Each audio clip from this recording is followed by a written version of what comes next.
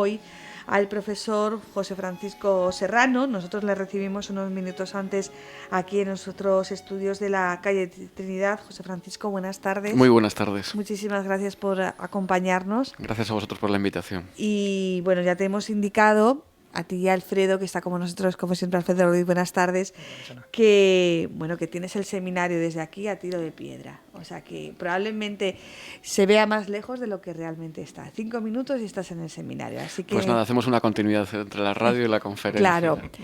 No, siempre que han venido aquí los ponentes de este curso, tanto Jaime Ballesteros como María Lacalle, no, hemos dicho que no queremos destripar la conferencia, porque obviamente hay mucha gente, 300 personas que están invitadas y tal, pero sí que dar unas pequeñas pistas sobre lo que va a ser esta conferencia, sobre todo porque mucha gente probablemente que nos esté escuchando no va a poder asistir a la conferencia y no se ha podido matricular por diferentes circunstancias, y sobre todo uno pues también un ejercicio de poner un poquito los dientes largos, pero sin provocar demasiadas envidias. Tu conferencia lleva por título La emergencia educativa, la sociedad del conocimiento y las comunicaciones. Hay que ser atrevido para llamar a este momento actual emergencia educativa. Bueno, es una afirmación de Benedicto XVI originariamente, es decir, cuando ya Joseph Ratzinger, Benedicto XVI, hizo esa afirmación, yo creo que estaba haciendo un diagnóstico muy certero de cuál es la situación cultural de nuestro tiempo y cuál es la situación educativa de nuestro tiempo.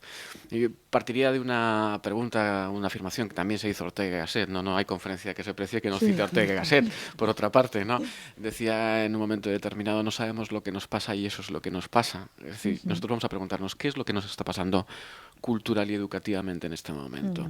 Yo creo que asistimos a un cambio muy profundo, Algunos sociólogos, recientemente en un diálogo entre Zygmunt Bauman, que fue el padre de la teoría de la sociedad líquida, y Javier Gomá en Burgos, en un acto multitudinario que además se puede seguir perfectamente en YouTube porque está colgado, Zygmunt Bauman planteó un marco de cómo comprender, cómo entender nuestro tiempo, ¿no? Y dijo que estábamos en un interregno. ¿Qué quiere decir que estamos en un interregno? Estamos en un momento en que lo viejo, las formas viejas, las formas de educación antiguas, no acaban de desaparecer, pero tampoco han aflorado las nuevas. En este interregno en el que todo cambia, ¿qué es lo que nos estamos jugando? Bueno, pues lo que nos estamos jugando fundamentalmente es al hombre. Nos estamos jugando a la dignidad de la persona, ¿no? Y yo creo que ahí especialmente los cristianos tenemos que hacer una apuesta de fondo. En este momento, John Henry Newman, el cardenal John Henry Newman decía proféticamente, como muchas de sus afirmaciones, ¿no?, que en un futuro la Iglesia tendrá que dedicarse no solo a lo específico de la Iglesia, ¿no?, es decir, a la propuesta de la fe, a la evangelización. Estoy utilizando palabras actuales. El cardenal Newman no lo dijo así, claro, ¿no? Estamos hablando de una figura. Pero dijo, no solo tendrá que dedicarse a lo propio de la Iglesia, él utilizó el concepto de apologética, sino que tendrá que defender la razón. Y yo creo que esta es una de las tareas fundamentales de nuestro tiempo, que tiene mucho que ver con la doctrina social de la Iglesia. Es decir, la forma en la que nosotros, por un ejercicio de razón iluminado desde la revelación, desde la fe, nosotros en este momento tenemos que dar la batalla cultural de la vida, de la razón, del ejercicio de la razón, de la purificación de la razón, ¿no? Yo creo que en la humanidad, desde Auschwitz, Auschwitz representaba la quiebra de la razón. Esto ya lo dijo la escuela de Frankfurt, Adorno, Horkheimer.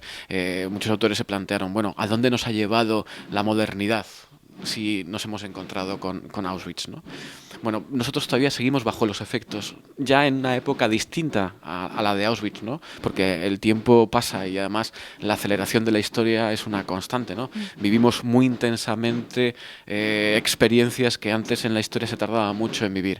Pero en la práctica yo creo que nuestra gran tarea en este momento es la defensa del hombre y del hombre íntegro. Como decía Juan Pablo II y ha repetido el Papa Francisco tantas veces, de todo el hombre y de todos los hombres.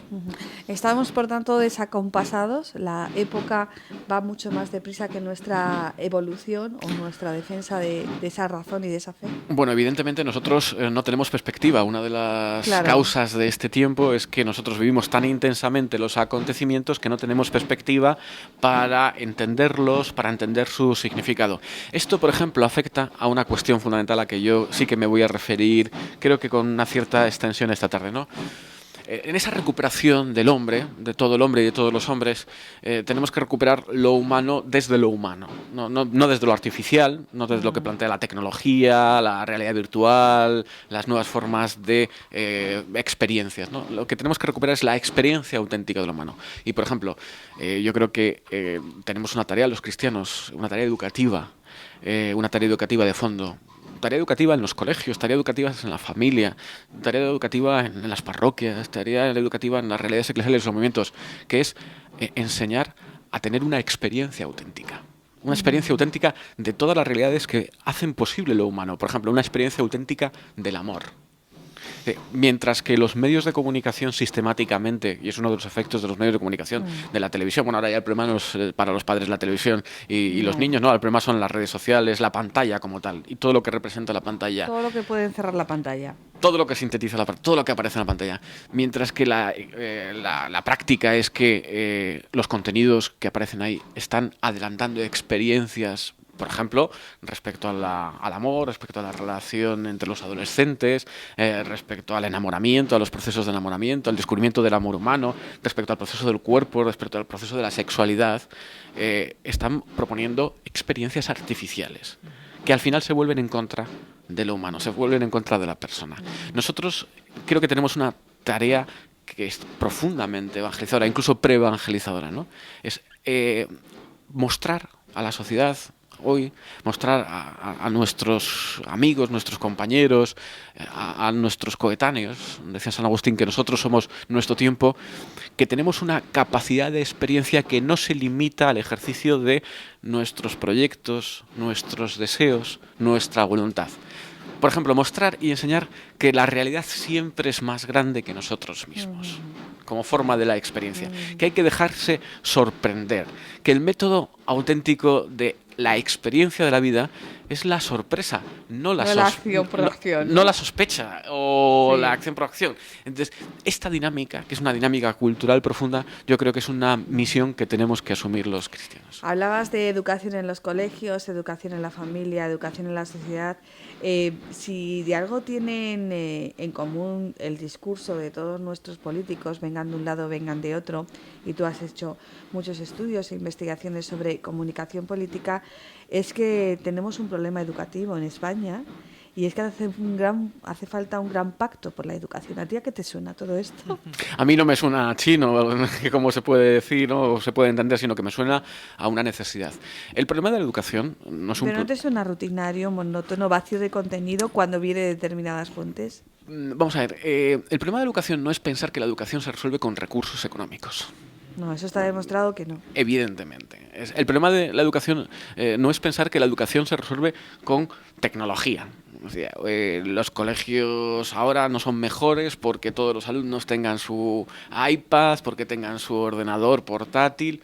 No, el problema de la educación se resuelve a partir de una concepción del hombre, a partir de una concepción de lo humano. Y a partir de una concepción del hombre y a partir de lo que significa el desarrollo de las capacidades de cada uno, el desarrollo de las capacidades, lo que significa marcar la propuesta de la excelencia, marcar la propuesta de lo que nosotros podemos llegar a ser. Este es el problema auténtico de la educación, o sea, las bases sobre las que se sostiene la educación, la concepción, la comprensión de la educación. La educación desde los clásicos, o sea, me estoy acordando ahora, y perdonad que cite libros, pero es la práctica habitual de un profesor, ¿no? El clásico de la paideia de William Jaeger. La educación siempre ha querido que el alumno, que el sujeto educando, salga de sí mismo dando lo mejor de sí mismo.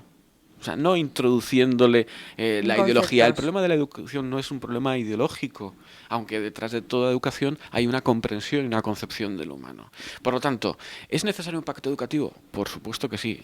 Pero instrumentar sistemáticamente, como se ha hecho en España, la educación en favor de estrategias políticas, de formas de entender la sociedad, tiene sus riesgos. Por ejemplo, los que estamos en la universidad percibimos cada año que llegan nuevas generaciones de alumnos los déficits del sistema educativo. Sí. Y yo tengo que decir que uno de los grandes problemas educativos que tiene el sujeto cristiano, y no voy a decir la Iglesia porque la Iglesia somos todos, y aquí hay profesores de instituto, de secundaria, de bachillerato, es qué es lo que se ha hecho con nuestros alumnos, con las nuevas generaciones en el bachillerato en España en los últimos 10 años, a partir de la reforma de la educación, de la ESO, de la LOCSE. ¿Qué es lo que se ha hecho?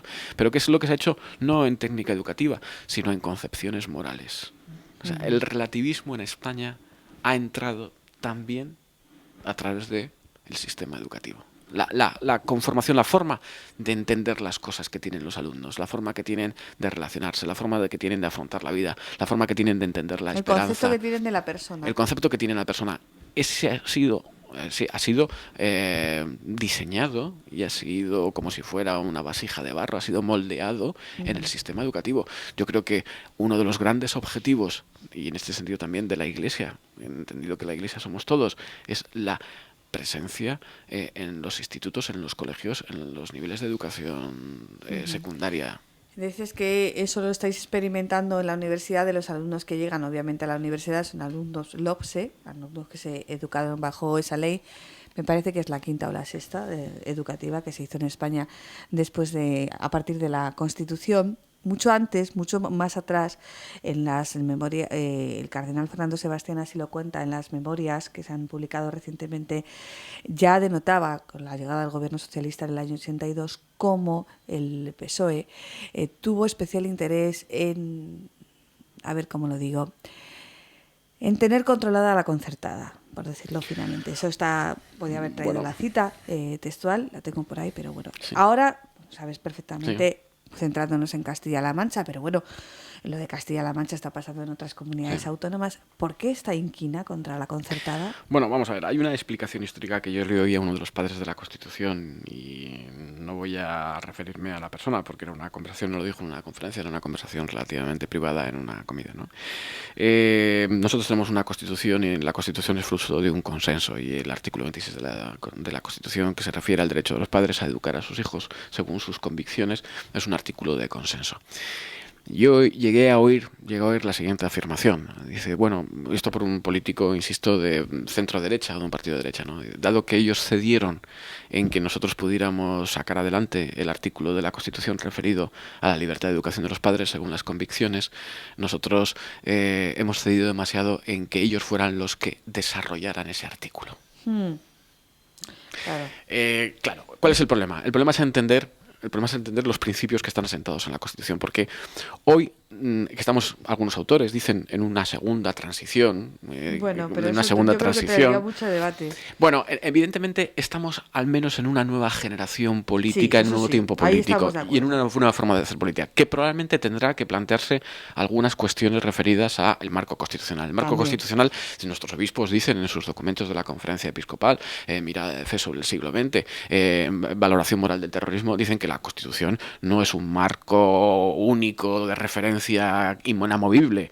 La Constitución es una obra humana, y ellos dicen literalmente, es una obra humana que puede ser y debe ser perfeccionada. Evidentemente ha cambiado la sociedad española, ha aparecido una nueva generación de políticos.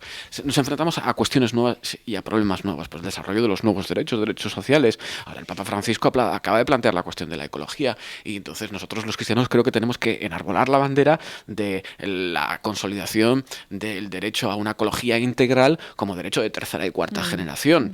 Una ecología integral que también incluye, sin lugar a dudas, al hombre y a la dignidad de la persona humana y al hombre íntegro, ¿no? Pues en este sentido, claro, en la Constitución son importantes los artículos referidos a la unidad de España, son importantes los artículos referidos al marco constitucional, son importantes los artículos referidos a la monarquía y al derecho hereditario de la monarquía, pero también son importantes los artículos referidos a los derechos y deberes fundamentales, a los derechos, a las libertades públicas, a los derechos fundamentales de los ciudadanos.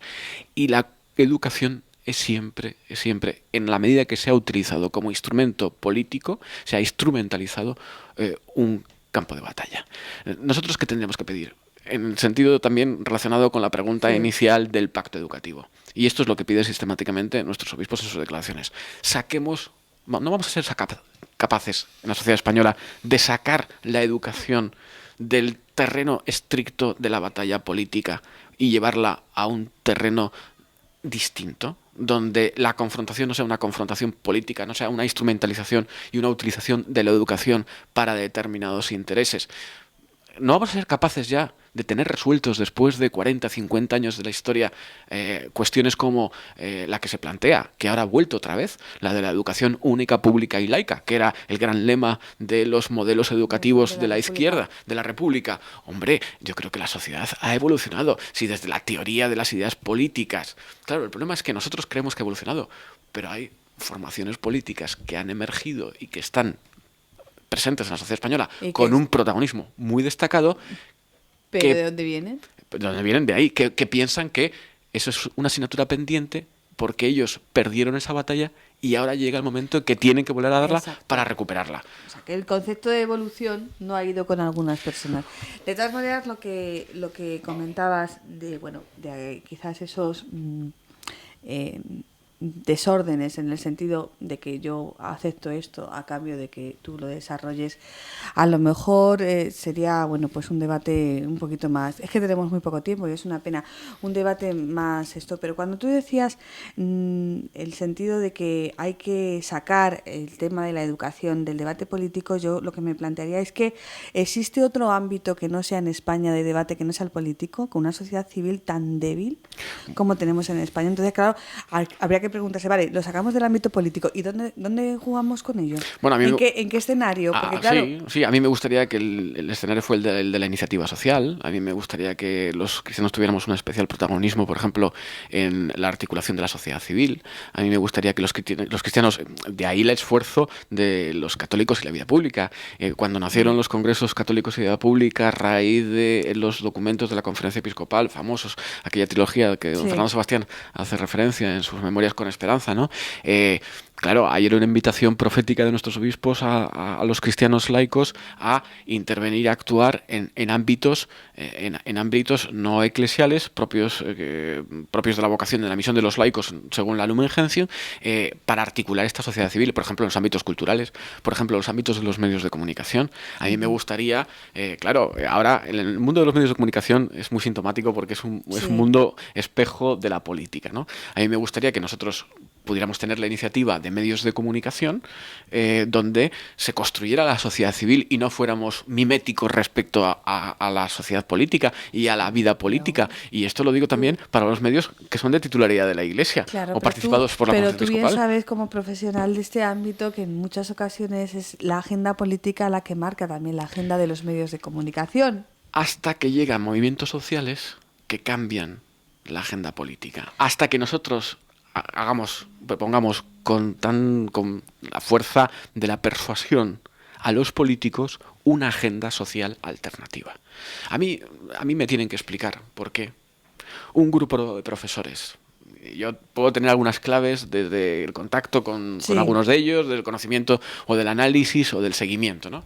Como un grupo de profesores en una facultad de ciencias políticas de una universidad española fueron capaces durante 2 años, porque estuvieron 2 años, de diseñar un cambio en la sociedad española y en la sociedad política. Y yo me interpelo, a mí eso me interpela. Digo, porque tenemos, ¿cuántas universidades católicas hay de inspiración cristiana en España? Pocas. Bueno, no tenemos unas cuantas, ¿eh? Vamos a ver, empezamos a contar. En Barcelona tenemos la universidad más prestigiosa privada, que es la Ramon Llull, es de iniciativa cristiana y además es de la Iglesia porque pertenece al Arzobispado de Barcelona. Después es el conjunto de varias.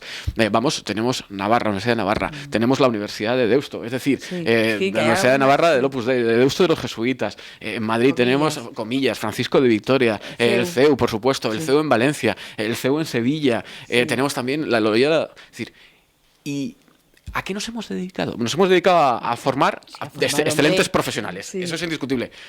Pero, ¿no podríamos habernos también dedicado a pensar cómo articular esa sociedad civil española? Y es que, yo sé que os tenéis que ir, pero es que no me puedo quedar con esto ya. Pero, ¿hubierais tenido el apoyo mediático de diferentes plataformas de medios de comunicación punteras en España que tuvieron ese grupo de profesores de la universidad? Sí, yo creo que sí. Lo que no hubiéramos tenido es la financiación de Irán o de Venezuela. Bueno, pues ahí lo dejamos. Está claro, ¿no? No, ahí lo dejamos porque podemos estar de acuerdo. O sea, que yo estoy Sí, de acuerdo contigo en el sentido de que sí. ha habido una estrategia que será estudiada seguramente dentro de Y unos que está años y siendo tal, estudiada. pero que no han sido ellos solos, han sido Por ellos supuesto. solos, ha sido unas plataformas mediáticas determinadas, ha sido un contexto social y económico muy determinado y determinante, y también unas circunstancias políticas que eso. Entonces, claro, todas esas circunstancias podríamos cambiar la interpretación. ¿Las podrían haber aprovechado, por ejemplo, un grupo de profesores de las universidades católicas? Bueno, eso se hizo, sí, eso se planteó con los congresos católicos de vida pública, pero esa es otra historia que si Esa es quieres otra otro día historia hablamos. de la cual podemos hablar cuando quieras, Yo ¿vale? encantado, encantado. Pues muchísimas gracias. Ha sido un pequeño aperitivo de la conferencia que en apenas 20 minutos, 25 minutos va a comenzar en el Seminario Mayor de Toledo. Alfredo, muchísimas gracias de Muchísimas gracias, nuevo Ana. por ser facilitador de estos encuentros. Os deseamos toda la suerte del mundo y nosotros vamos a escuchar la última sección, los sonidos de la semana, con los cuales nos despedimos hasta el lunes, que será el lunes santo, y estaremos aquí con todos ustedes compartiendo 2 horas de radio. Buenas tardes.